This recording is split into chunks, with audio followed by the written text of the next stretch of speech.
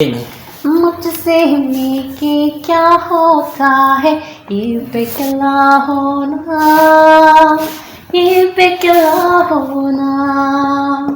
पाके हम कानों में कहेंगे पास में आओ ना, पास में आओ ना।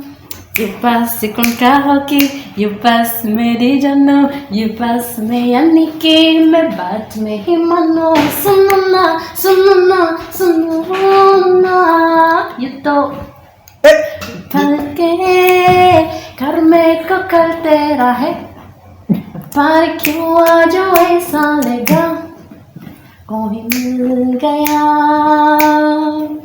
कोई मिल गया, कल मिल गया, कोई मिल गया।